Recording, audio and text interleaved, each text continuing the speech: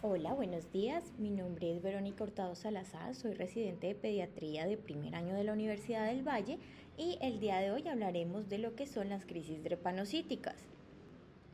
Dentro de la agenda que vamos a abordar, hablaremos de la definición como tal de esta enfermedad de células falciformes, cómo ha sido su historia, su epidemiología, su etiopatogenia, fisiopatología, manifestaciones clínicas, diagnóstico. Ya abordaremos las crisis drepanocíticas una a una, cuál va a ser su manejo y la prevención. Y también pues hablaremos de nuevos tratamientos.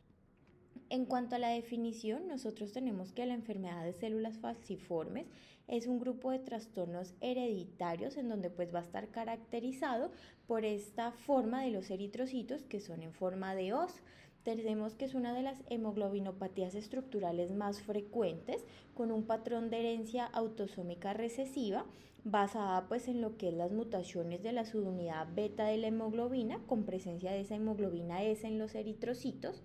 Tenemos que cuando nosotros hablamos de enfermedades de células falciformes, hablamos de un gran espectro en donde dentro de ellas se encuentra la anemia de células falciformes, que se representa como SCDSS, en donde representa más del 70% de esta enfermedad de células falciformes y se va a caracterizar por una anemia crónica, por crisis dolorosas e infarto de órganos con daño crónico.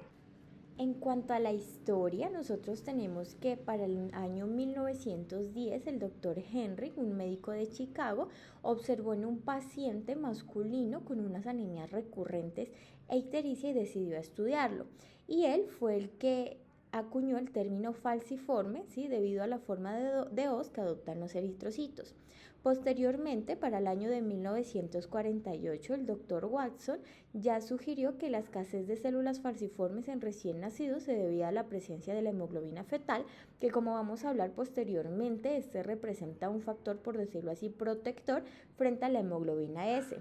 Ya para 1949, el doctor Pauling habló de esta normalidad en la hemoglobina, llamándola hemoglobina S.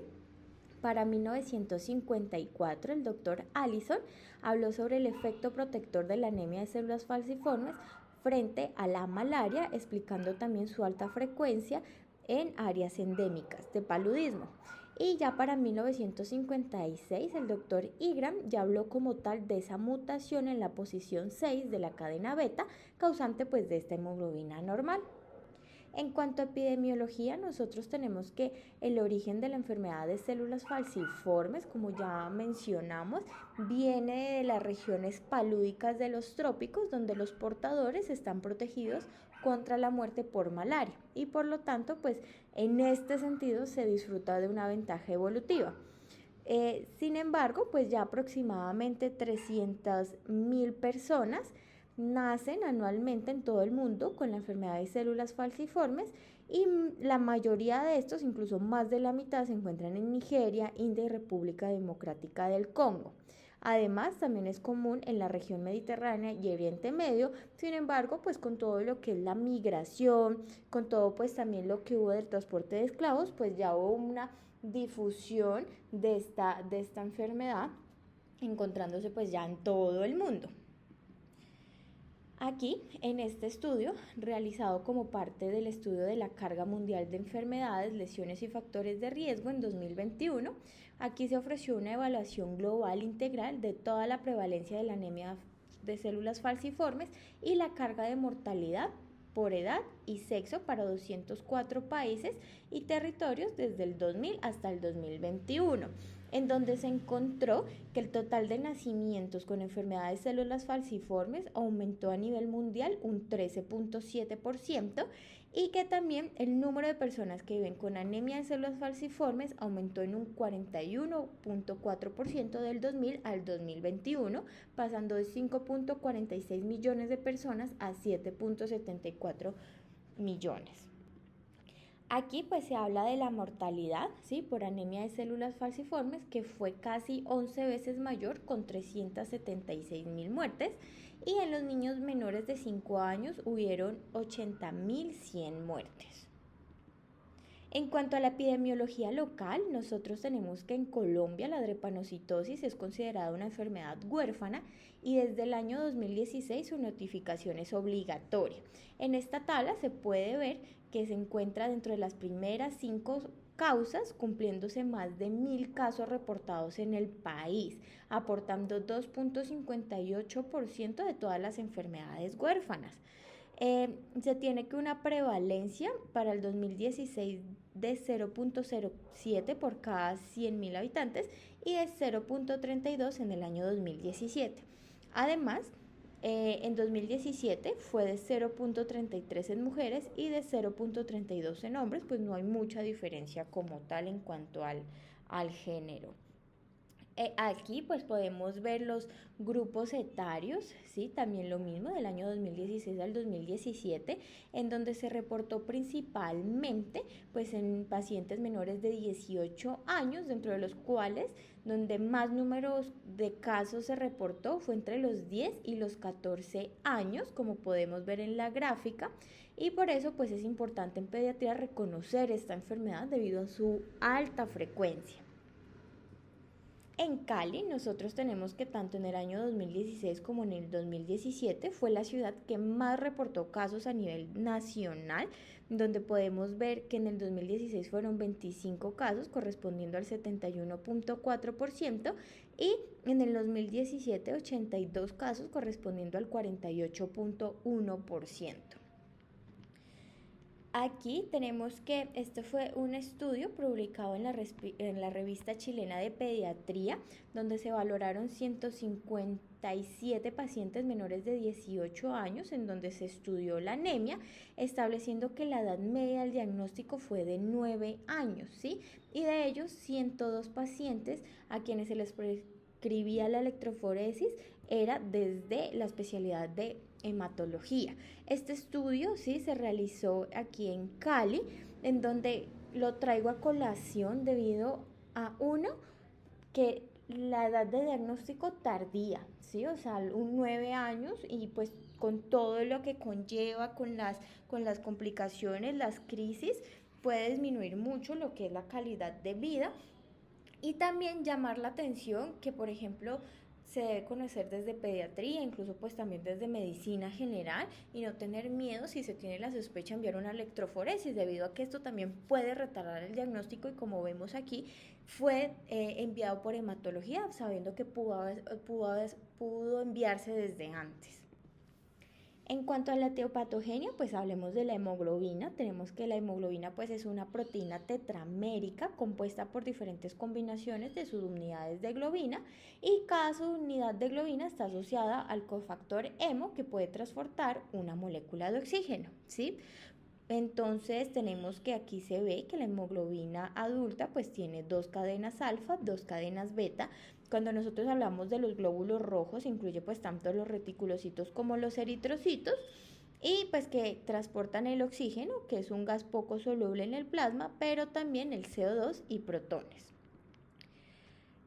Aquí nosotros podemos ver que la hemoglobina falciforme es una variante estructural pues de la hemoglobina adulta, que es la hemoglobina A, ¿sí? Entonces, ¿esta por qué es causada? Es causada por una mutación en el gen HBB, que se caracteriza por una sustitución en el nucleótido en la posición número 6, que es la timina, por una adenina. Entonces, aquí miremos la mutación de este gen, el HBB, y en la sexta posición, aquí vemos este nucleótido, ¿sí?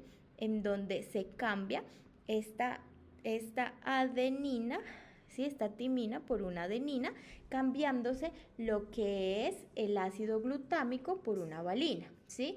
Y característicamente, pues esta valina es hidrofóbico, lo cual tendrá complicaciones en la polimerización, que está asociado a todo lo que es la etiopatogenia.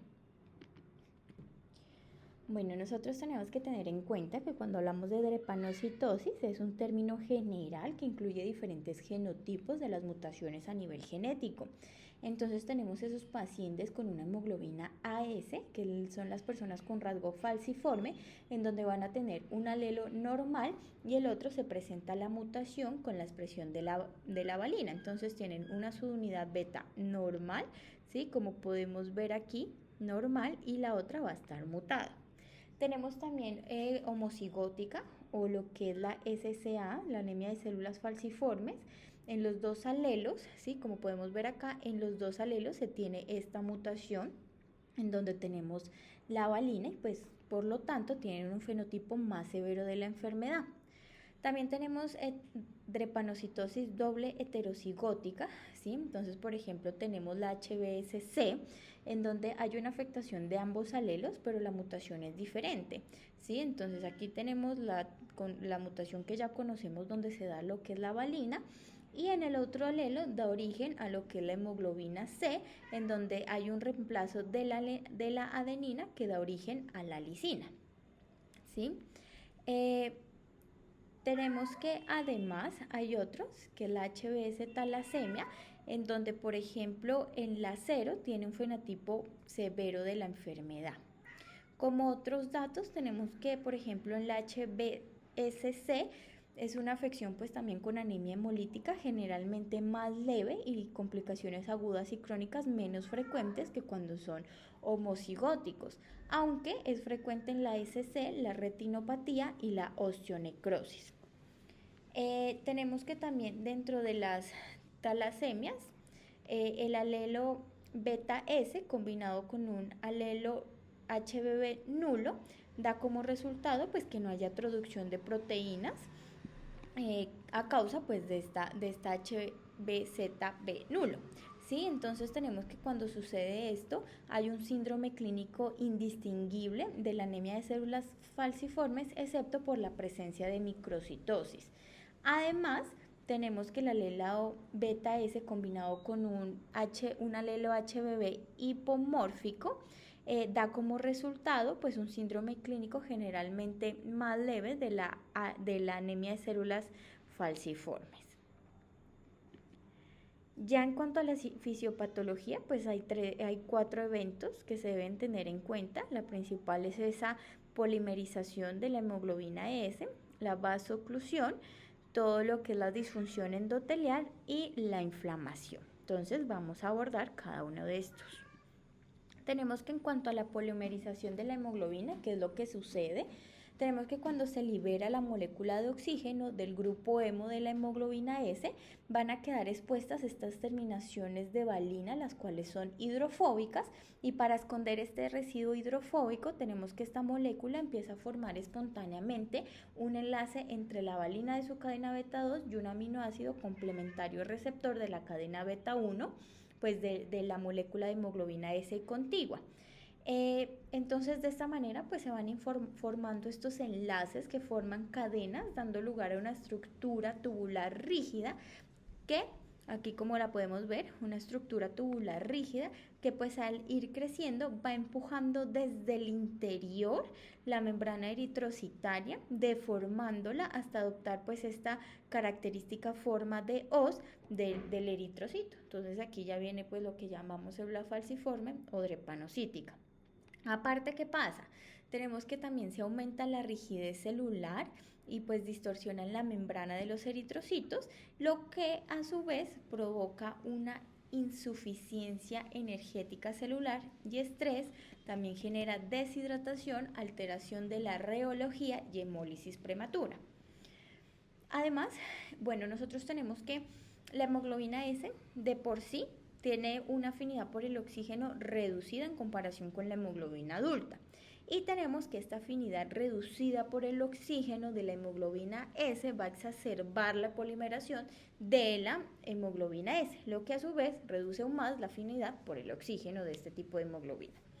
Tenemos que otros factores que alteran pues esta polimerización, tenemos el hierro libre, ¿sí? Entonces nosotros tenemos que El hierro libre de la hemólisis también facilita la polimerización y algunos cambios, como por ejemplo la disminución del PO2, de la temperatura, ¿sí? También tenemos que la disminución en el pH, el aumento de la 2,3-difosfoglicerato van a disminuir esta afinidad de la hemoglobina por el oxígeno, lo que aumenta pues esta hemoglobina desoxigenada y aumento pues de la polimerización.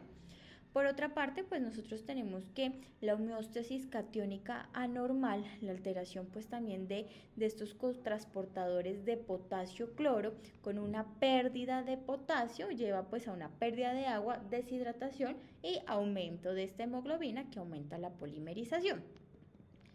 Además, tenemos que estos eritrocitos tienen una mayor actividad de la esfingosina quinasa de por sí, lo que conduce pues a niveles aumentados, ¿sí? De la esfingosina 1-fosfato, que también me va a disminuir esta afinidad del oxígeno de la hemoglobina S. Tenemos que la esfingosina quinasa se activa al aumentar los niveles de la adenosina plasmática a través del receptor de la adenosina A2B de los eritrocitos. Entonces, como vemos, pues la lesión primaria fundamental, ¿sí? Es esta polimerización de la hemoglobina S desoxigenada. Continuando con lo que es la fisiopatología, nosotros tenemos que al polimerizar pues la hemoglobina, el hierro del grupo M se desprende de la estructura molecular y va a quedar libre en el plasma del eritrocito. ¿Qué pasa? Que este hierro ferroso liberado, en presencia pues del peróxido de hidrógeno, va a desencadenar la reacción de Fenton que da lugar al hierro férrico y a los radicales libres de hidroxilo. Estos radicales libres intracelulares me van a oxidar todo lo que son las proteínas, carbohidratos, ácidos nucleicos y lípidos, componentes estructurales de la membrana pues del eritrocito normal. Estas proteínas de membrana oxidadas van a ser reconocidas por el sistema inmunológico y pues van a ser opsonizadas por anticuerpos y por moléculas del complemento. Una de estas proteínas, que es la proteína de la banda 3, el CD36 de las células endoteliales va a ser reconocido, ¿sí? Este residuo y se van a producir uniones entre las células falciformes y las células endoteliales. ¿Qué tenemos además? Que pues cuando estos eritrocitos pasan por el vaso, las células falciformes opsonizadas pues van a ser reconocidas por los macrófagos esplénicos y van a ser fagocitadas. Por otro lado, pues esta activación del sistema inmune desencadena pues una reacción inflamatoria con la liberación de citoquinas, de moléculas de señalización. Y entre otras cuestiones, pues tenemos que aumentan la expresión de moléculas de adhesión por parte también de las células endoteliales, como la P-selectina o la E-selectina. También se activan los polimorfonucleares que van a expresar otras moléculas de adhesión, como el TLR4. Y también tenemos que las células falciformes expresan otras moléculas de adhesión, como ICAM4, BCAM o CD44.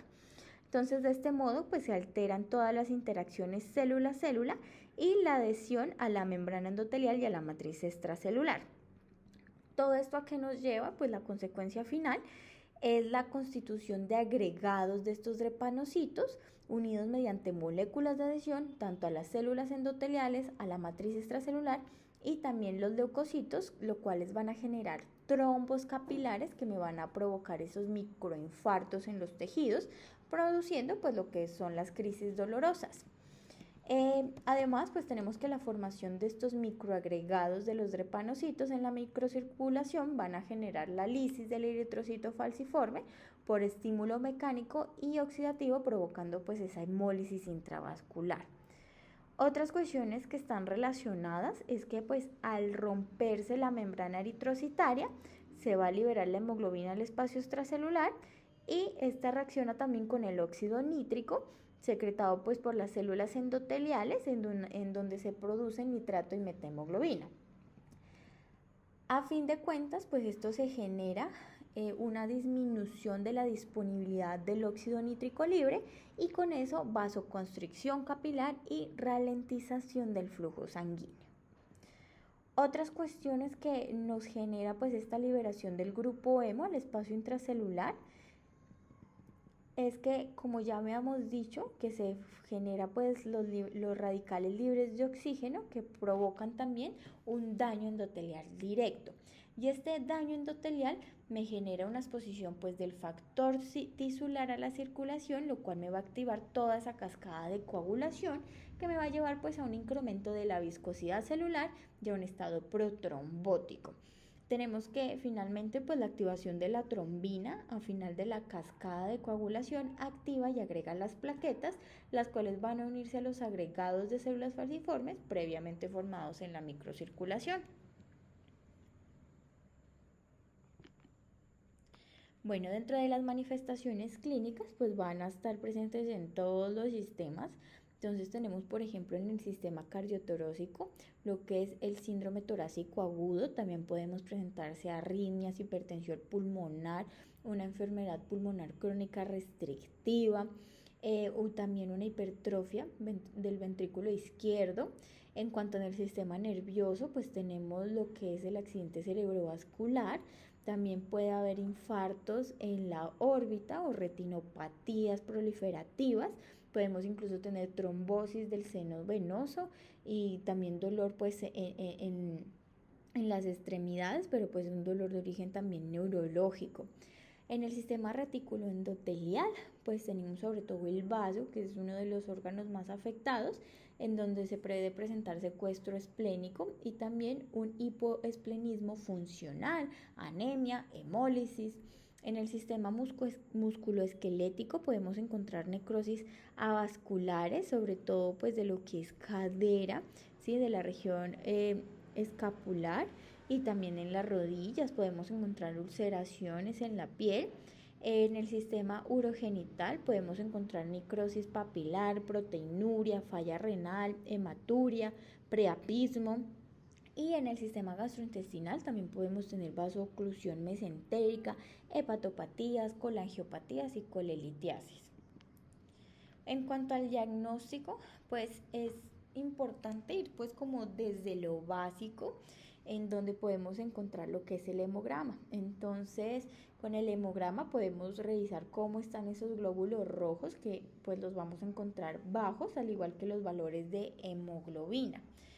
Es importante ver esto porque a diferencia de los pacientes con talasemia, tienen glóbulos rojos elevados, pero una hemoglobina variable y un volumen corpuscular bajo. También en los pacientes con anemia de células falciformes podemos tener volumen corpuscular alto debido pues a la reticulocitosis, y también cuando por ejemplo reciben hidroxiuria se eleva importantemente, lo cual también es importante para realizar un monitoreo adecuado. En cuanto a la concentración de hemoglobina, ¿sí? Nosotros tenemos que habitualmente está elevado. Podemos encontrar también leucocitosis y trombocitosis, ¿sí? De esto pues asociada a esa endoteliopatía crónica con una respuesta inflamatoria crónica y sostenida. En el extendido de sangre periférica pues podemos encontrar esa macrocitosis, pues que es el cambio más llamativo que se debe correlacionar con el volumen corpuscular medio. Otros exámenes a solicitar pues tenemos lo que es la aptoglobina, cuando se interactúa pues con la hemoglobina libre por hemólisis intravascular.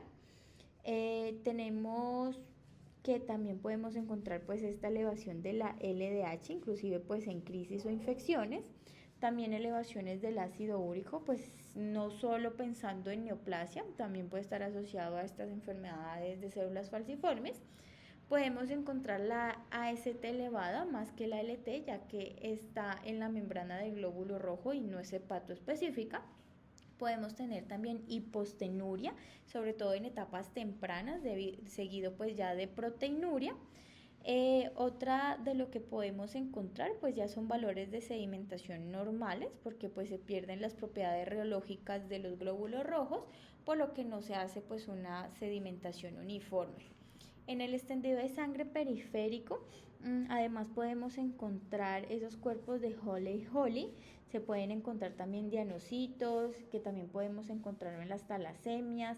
Se puede encontrar punteado basófilo en los reticulocitos y también déficit de ácido fólico, eritroblastos También se pueden encontrar que esto puede relacionado pues con un grado máximo de respuesta medular y también pues recuento de reticulocitos elevados por la elevación del volumen corpuscular medio.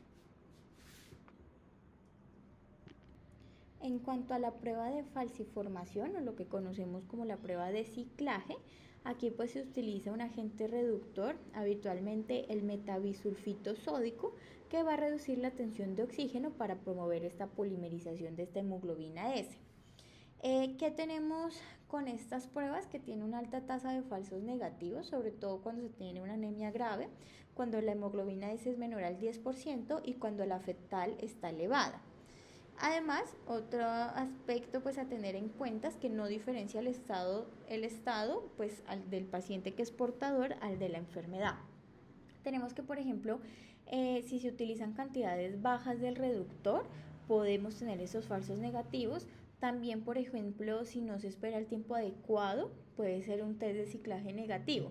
Por lo tanto, vemos que tiene variables preanalíticas importantes, lo que hace pues que tenga una alta tasa de estos falsos negativos.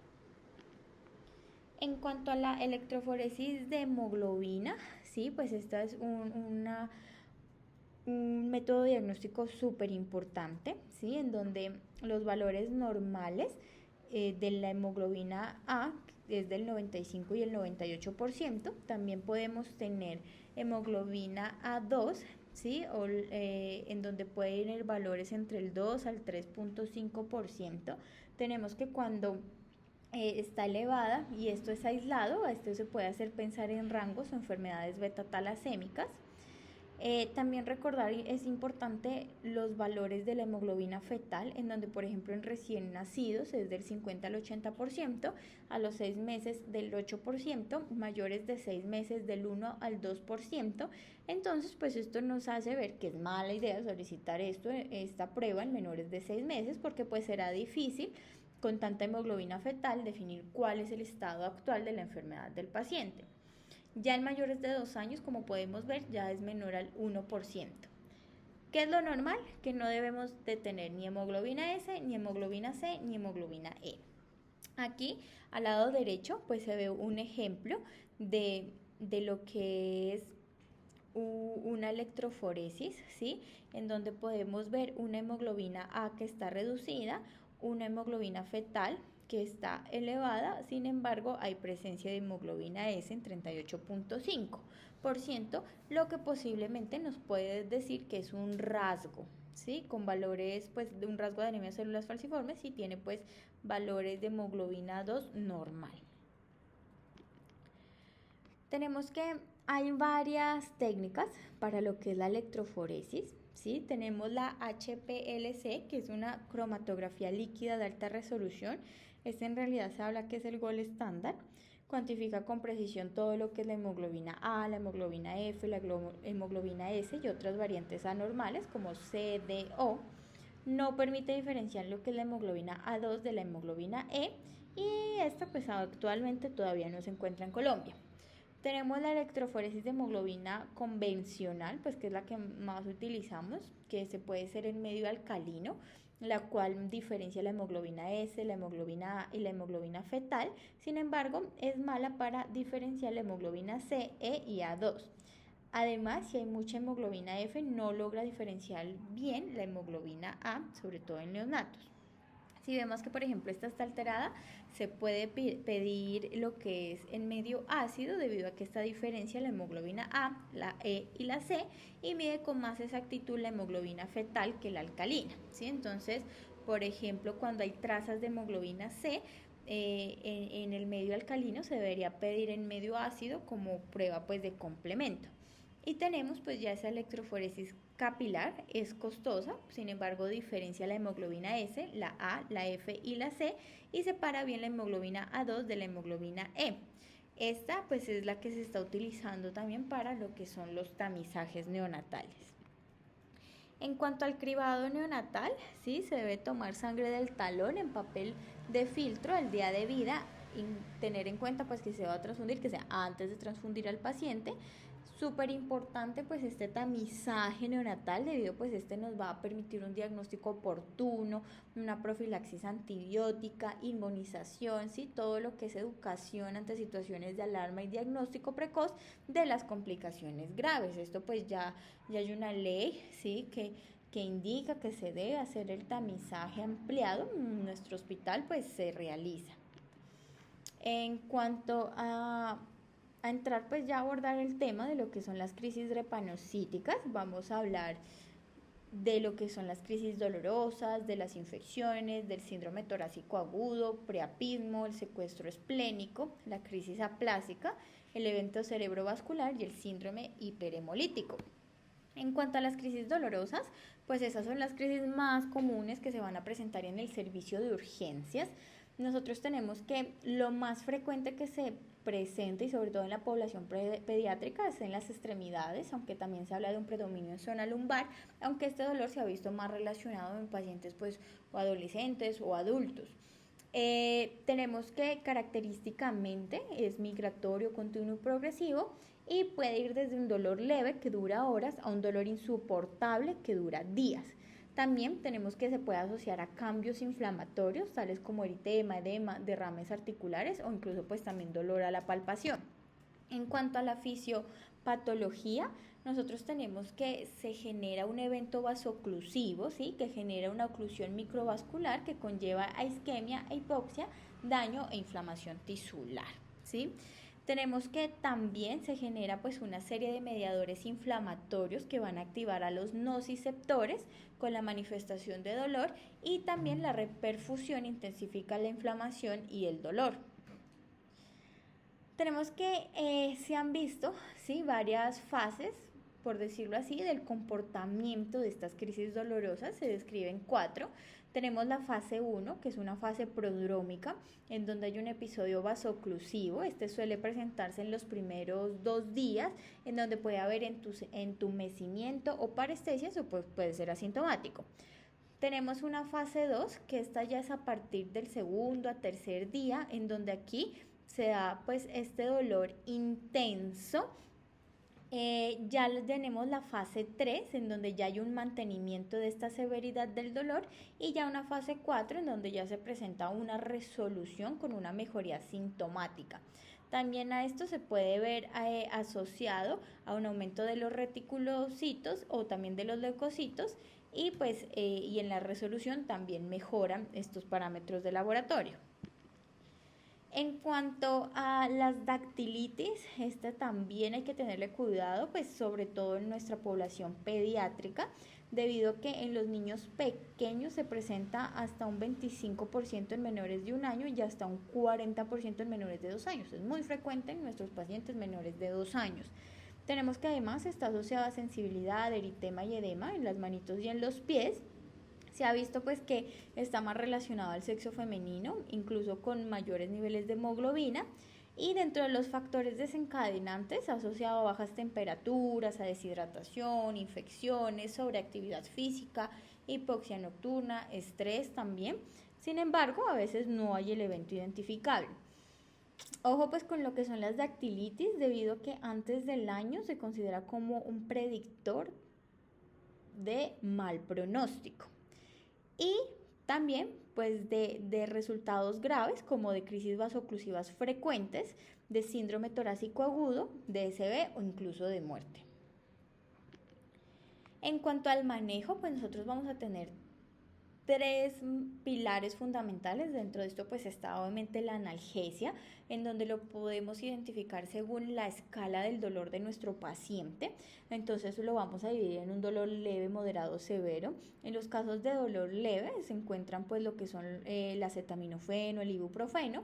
En cuanto al dolor moderado se habla pues del uso de dipirona o ketorolaco, y en el dolor grave ya se habla pues del uso de los opioides.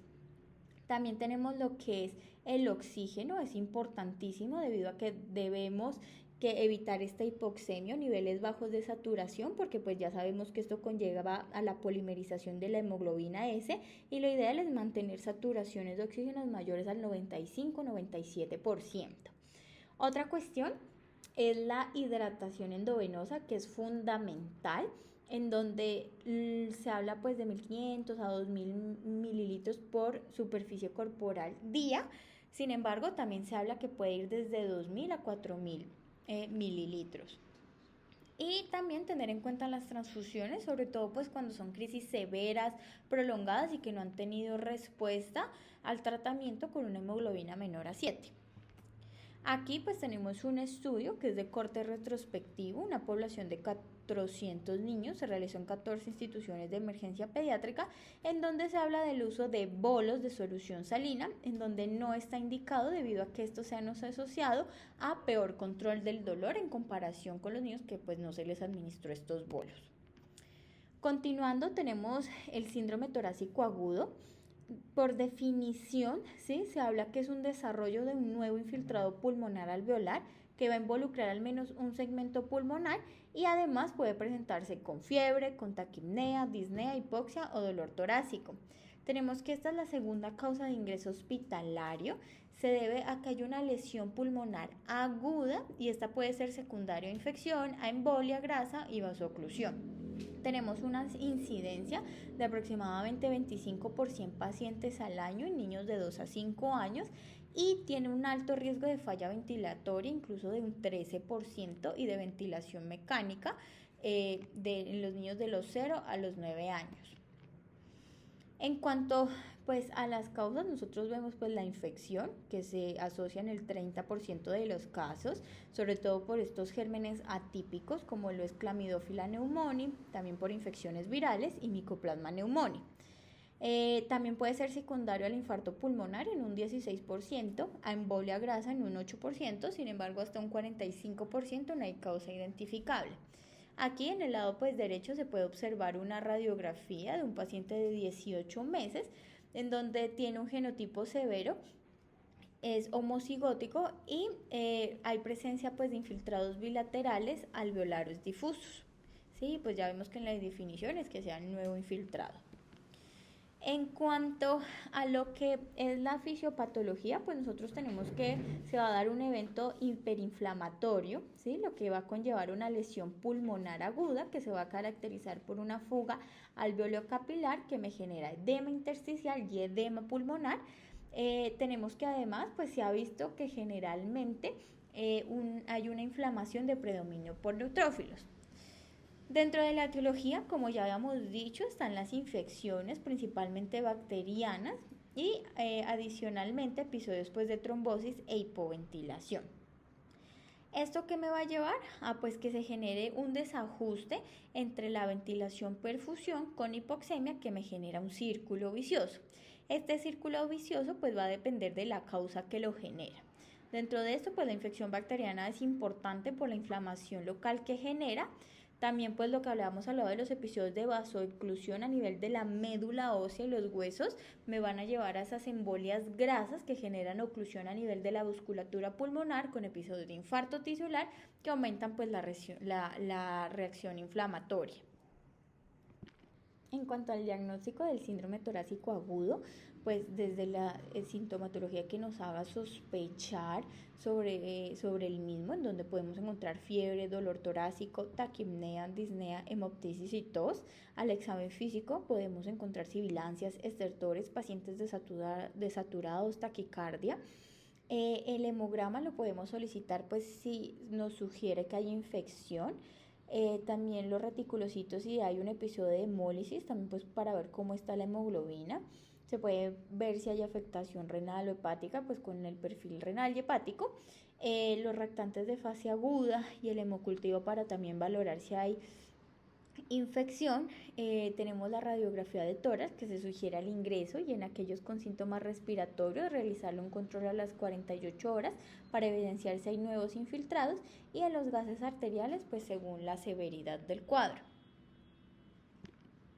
En cuanto al tratamiento, pues súper importante el antibiótico empírico.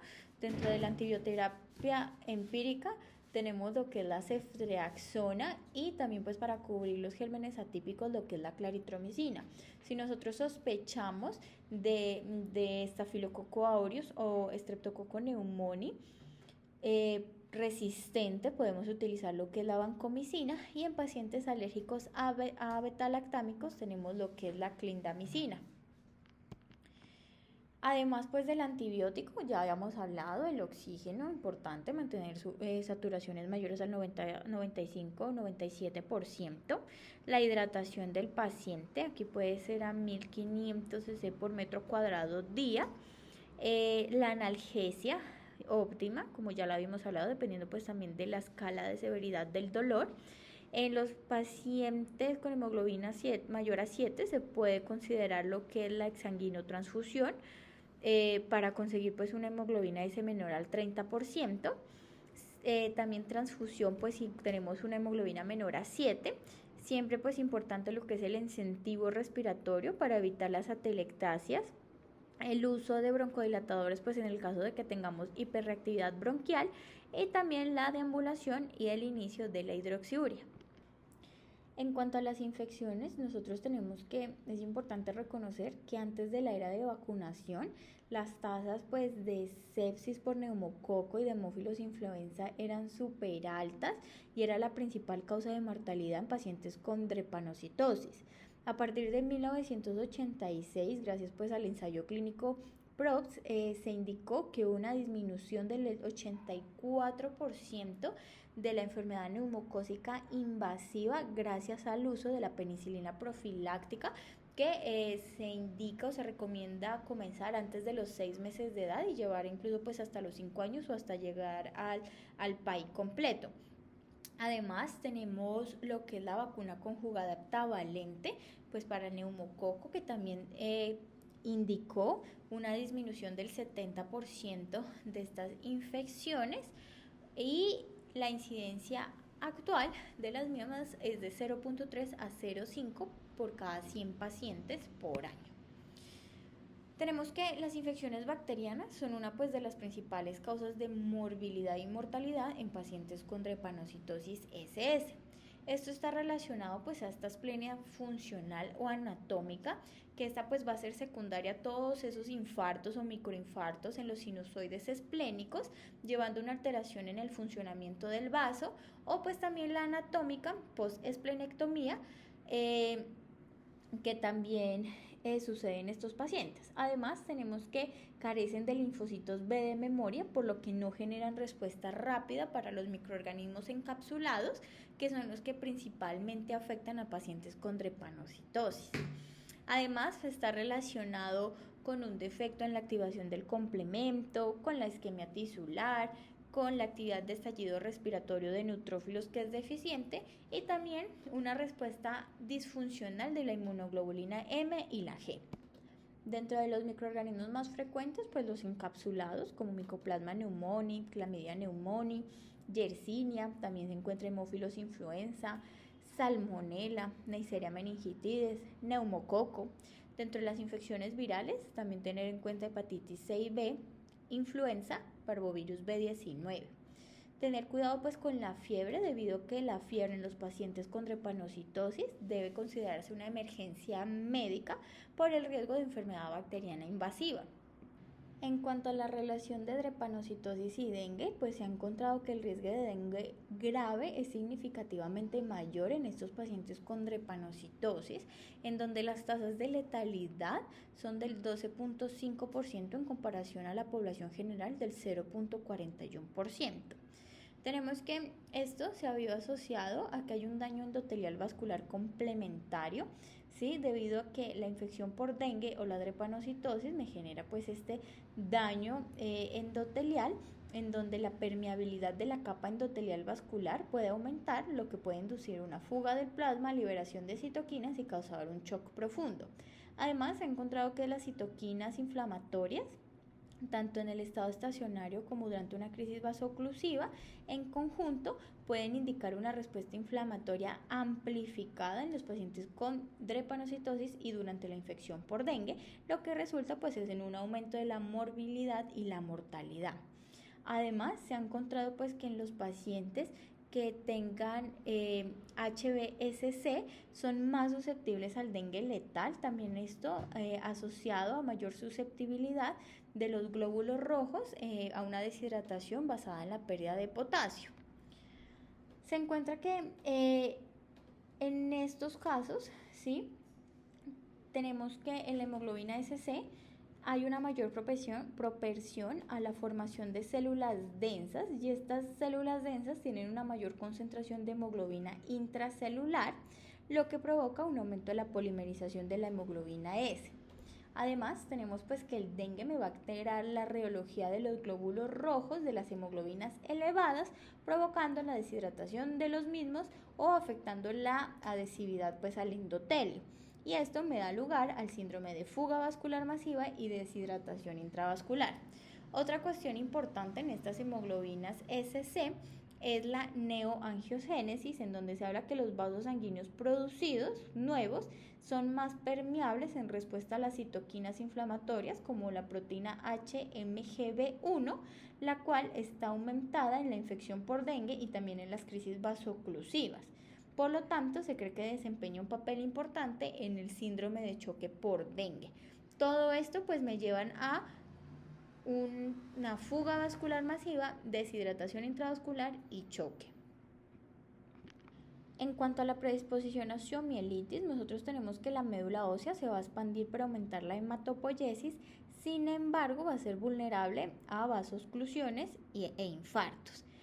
Y este área de hueso necrótico va a ser un foco de infección.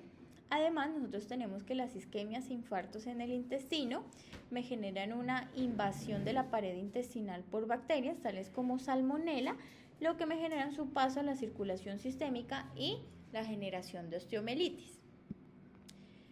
En cuanto al diagnóstico de las infecciones y las indicaciones pues, de manejo antibiótico empírico, están indicados, por ejemplo, en pacientes con temperatura mayor a 40 grados o que tengan un aspecto tóxico, en donde se indican los antibióticos sin necesidad de paraclínicos, o en menores de un año realización de punción lumbar.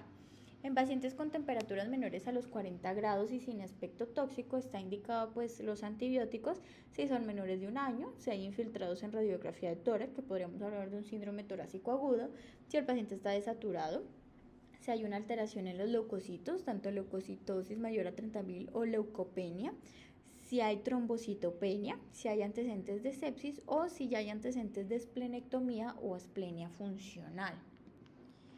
En cuanto al tratamiento, en la fiebre sin foco está lo que es la ceftriaxona, dosis de 100 miligramos por kilo día cada 12 horas. Y en la sepsis, la dosis más alta, a dosis de 150 miligramos por kilo día cada 12 horas por 7 a 14 días. Además, en las infecciones osteoarticulares puede estar indicado también la ceftriaxona, pero ya por 21 días, la clindamicina, también la vancomicina y pues la cirugía para el drenaje quirúrgico y o curetaje. En las infecciones respiratorias, indicado pues lo que es la claritromicina y la ceftriaxona.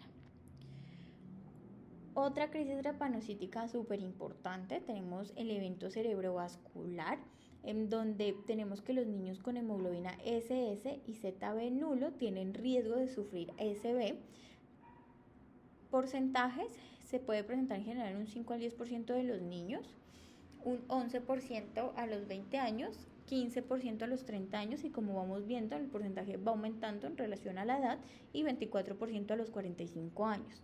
Tenemos que en los primeros 20 años de vida el riesgo es de un 10%, teniendo un pico de incidencia entre los 4 y los 8 años.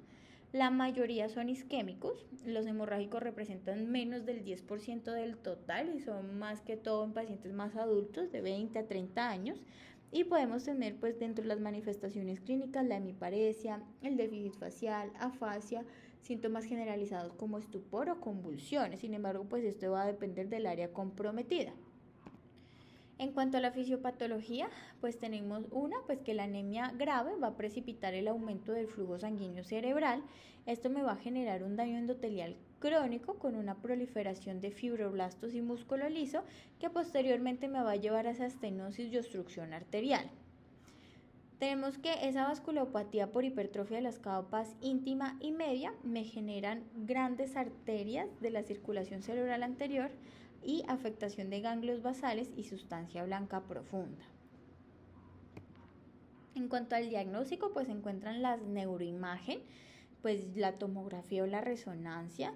En cuanto a paraclínicos, hemograma, ¿sí? Lo que habíamos hablado, el grupo sanguíneo, reticulocitos, y ya durante la hospitalización puede valorarse la utilidad de angioresonancia o angiotac. Característicamente, dentro de las manifestaciones clínicas, en el isquémico podemos encontrar focalizaciones, convulsiones, alteraciones de conciencia, confusión y alteraciones visuales y del lenguaje. Y en el hemorrágico, aunque no es 100% ¿no? Fidedigno, podemos encontrar cefalea severa, náuseas y emesis, rigidez nucal, convulsiones, alteración del estado de conciencia e hipertensión. En cuanto al tratamiento, lo principal es lo que es la transfusión, pues se habla si es menor a 7 la hemoglobina, una transfusión simple. Si es mayor a 7 se puede realizar exsanguinotransfusión. No se recomienda la trombolisis debido a que, pues, que aumenta lo que es las tasas de hemorragia y aparte todas pues, las medidas de un SB, entonces que el paciente esté euglicémico, normotérmico, hay que prevenir la hipoxia y un objetivo de la tensión arterial entre el percentil 50 y el 95. ¿Cuál es el objetivo del tratamiento? La rápida reducción del 20% de la hemoglobina S, ¿sí? Con la transfusión de los glóbulos rojos o con la exsanguinotransfusión. Y se ha encontrado pues, que esto genera una disminución marcada de los síntomas entre las 24 a 48 horas. En cuanto al hemorrágico, como ya dijimos, es menos frecuente, hay mayor incidencia en los adultos y lo más frecuente aquí es la hemorragia subaracnoidea debido a aneurisma, ¿sí? Por daño de la íntima en la niñez. Esta revisión sistemática, ¿sí? De Cochrane nos hablaba acerca de las transfusiones para prevención tanto primaria como secundaria, en donde nos habla que las transfusiones a largo plazo pueden reducir esta incidencia del accidente cerebrovascular en niños con mayor riesgo de sufrir accidente cerebrovascular. Por eso a estos pacientes se les hace seguimiento con esas velocidades Doppler transcraniales, en donde si están anormales o tienen antecedentes de infarto cerebral silencioso, pues se debe hacer transfusiones a largo plazo. Además, se ha visto pues que estas transfusiones reducen el riesgo de otras enfermedades falciformes y complicaciones relacionadas con la enfermedad. Sin embargo, pues ya vamos a ver que, por ejemplo, las transfusiones pueden disminuir la aceptabilidad para realizar el trasplante de médula ósea, pues que se considera un método curativo, ¿sí? Sin embargo, pues como vemos, estas transfusiones van a estar indicadas en estos pacientes con alto riesgo. En cuanto al secuestro esplénico, tenemos que es potencialmente mortal, en donde se caracteriza por haber un aumento de tamaño esplénico agudo con una caída igual o mayor al 20% de los niveles de hemoglobina basales.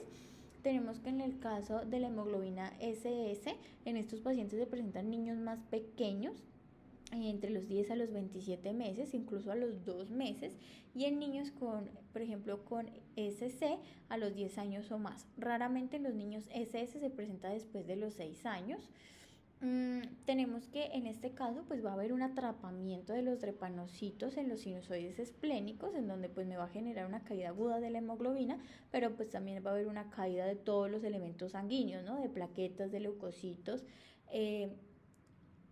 Aquí también pues va a haber una depresión del volumen intravascular, lo cual me va a generar signos de gasto cardíaco y shock. ¿Sí? Entonces estos pacientes van a estar comprometidos hemodinámicamente, deben ser monitorizados en USIN y pues aquí nosotros vamos a ver, por ejemplo, que nos puede indicar una reticulocitosis como respuesta pues a esta anemia severa. En cuanto al diagnóstico, las manifestaciones clínicas, pues es un paciente choqueado, entonces va a estar pálido, taquicárdico, hipotenso, va a haber oliguria, puede tener dolor abdominal y en los paraclínicos a solicitar pues el hemograma, los reticulocitos que van a estar aumentados, la ecografía abdominal, aunque al examen físico se puede palpar este vaso grande, sobre todo pues indicarles, por ejemplo, a los pacientes en consulta externa, indicarles hasta dónde llega el vaso del hijo, de su hijo, porque con ello ellos pueden hacer un seguimiento del mismo.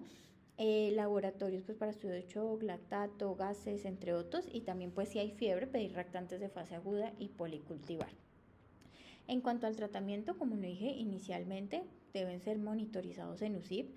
La hidratación, súper importante, también puede ser agresiva de 2.000 a 4.000 mililitros por metro cuadrado día. También transfusión de glóbulos rojos para lograr pues esa euvolemia y restaurar el volumen circulante. ¿Cuál es la meta pues de esta transfusión? Una hemoglobina entre 7 y 9. Y pues nosotros tenemos que tener en cuenta que posterior al primer episodio el riesgo de volver a presentar este caso es del 50%, ¿sí? Entonces tenemos que considerar pues también la esplenectomía para evitar un nuevo secuestro esplénico. Tenemos el síndrome hiperhemolítico. Este síndrome hiperhemolítico pues en realidad es una complicación grave y potencialmente mortal asociada a las transfusiones de glóbulos rojos. Su presentación, dolor y fiebre, un desarrollo de anemia severa después de la transfusión, y esto es importante pues en cuanto a la anamnesis y el abordaje que se le va a realizar. Que haya evidencia de hemólisis y caída en el conteo de reticulocitos absoluto.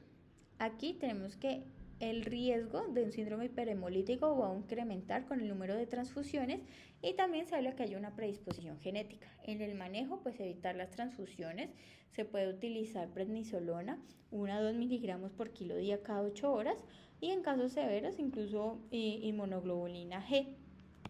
En cuanto a la crisis aplásica, pues esta es una anemia profunda, ¿sí? En donde hay una detención de eritropoyesis, en donde puede ser generado por infecciones por virales, entre ellas el parvovirus B19, el cual tiene tropismo por precursores eritroides.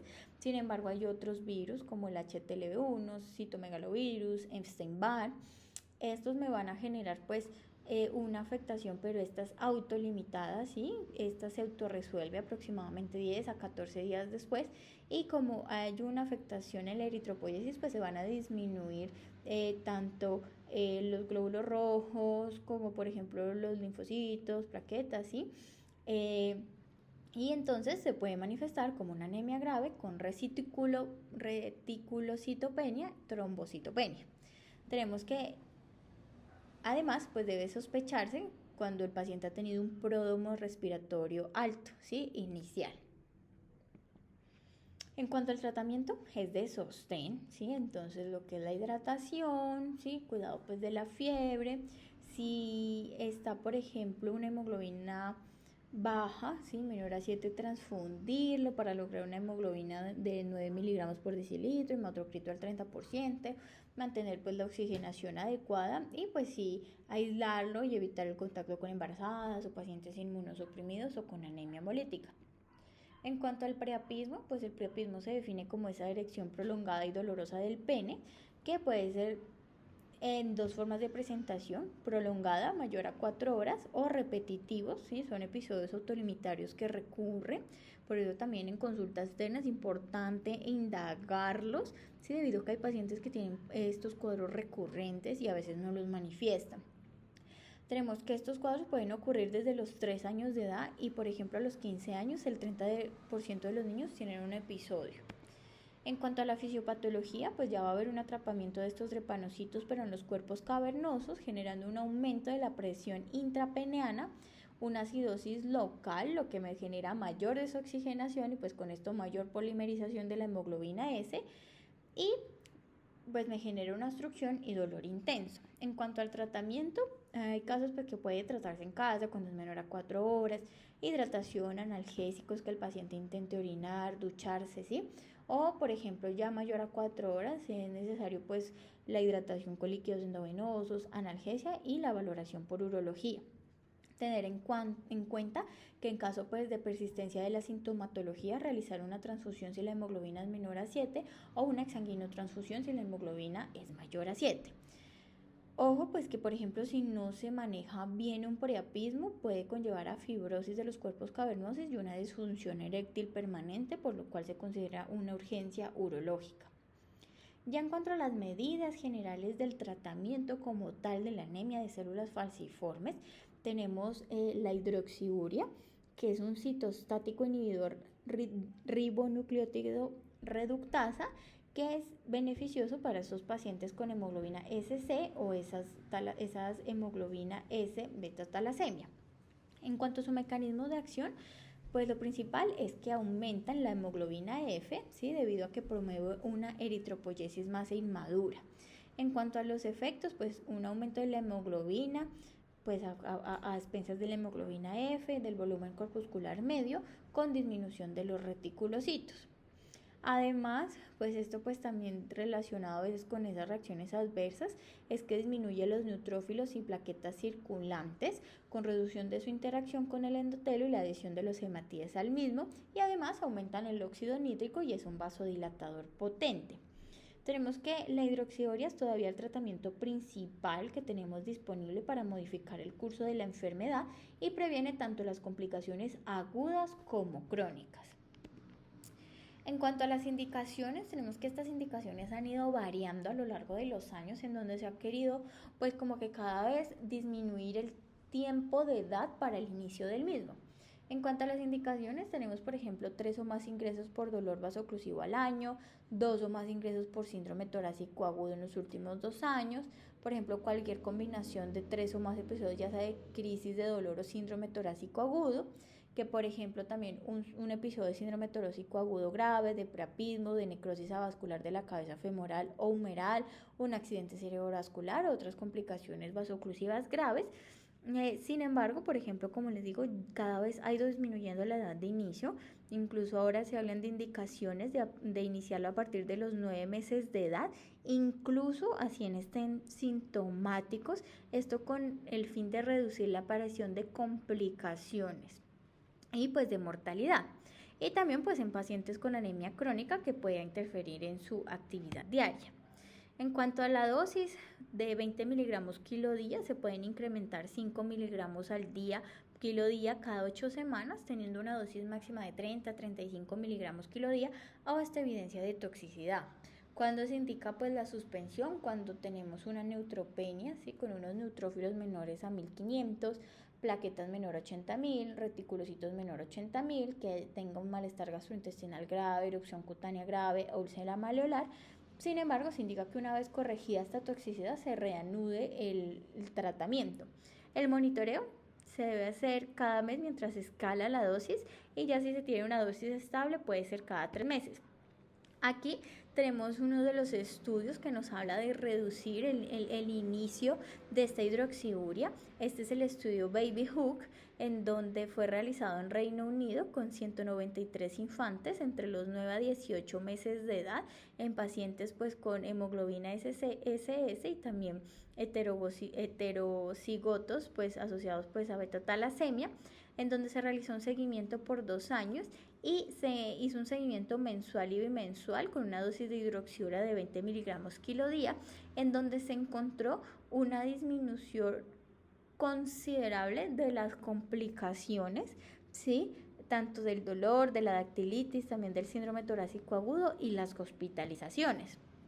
Aquí fue otro estudio, que es el estudio HUFOS, en donde se hizo en pacientes entre los 6 y los 24 meses de edad, un seguimiento por 11 años, largo, ¿sí? Una dosis inicial de 15 miligramos por kilo día y una dosis escalada de aumento de dosis 5 miligramos hasta una dosis máxima de 30 miligramos por kilo.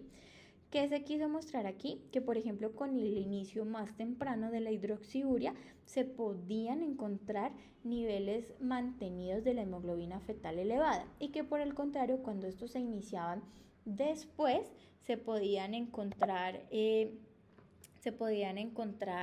alteraciones, o que esta hemoglobina F no se sostenía en el tiempo elevada, ¿sí?